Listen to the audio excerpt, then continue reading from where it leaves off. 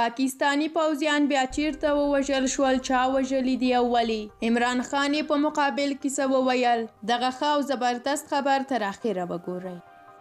په بلوچستان کې وسلوالو یاغیانو د پاکستان پوځ پر یوې پوستې باندې د برید کولو ادعا کړې وه. د پاکستان پوځ اوس ویلي دي چې په دغه برید کې یې 10 عسکر وژل شوي دي. د بلوچستان ایالت د ګوادر بندر شمال لور ته په کیچ سیمه کې د سې شنبې په ورځ شوي برید په تیرو کلونو کې یو له سختو بریدونو شمیرل کیږي. بلوچ بیلتون غوښتونکي پر حکومتي ځواکونو بریدونه کوي. د پاکستان لومړي وزیر عمران خان د جمعې په ورځ په یوه بیانیه کې وژل شویو عسکرو ته د درناوي په وړاندې کولو سره ویلي دي چې د خپل هیواد د هر ډول ترهګرۍ څخه د پاکولو پر عزم ټینګ ولاړ دی. د پاکستان پوځ ویلي دي چې دوی په تصفیوي عملیاتو کې چې لا هم ادامه لري یو بریدګر وژلی او 3 نور نیولي دي.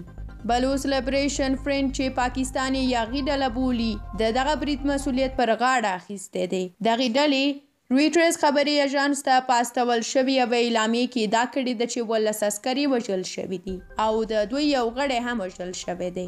د بلوچستانو چریکان د حکومت پر ضد له لسیزو راهیسې د بیلتون لپاره وسلواله جګړه کوي او وایي چې د پاکستان مرکزی حکومت د بلوچستان ایالت غاز او نورو طبي زیرمې په غیر منصفانه ډول اخراجوي. چین په بلوچستان ایالت کې په عرب سمندرګي کې د ګوادر بندر په جوړولو او په دغه سیمه کې په نورو پروژو کې ښکیل دی چې د چین پاکستان د اقتصادي دهلیز لارې پروژه کې شامل دي چې لګښت یې 80 میلیارډ ډالر دی.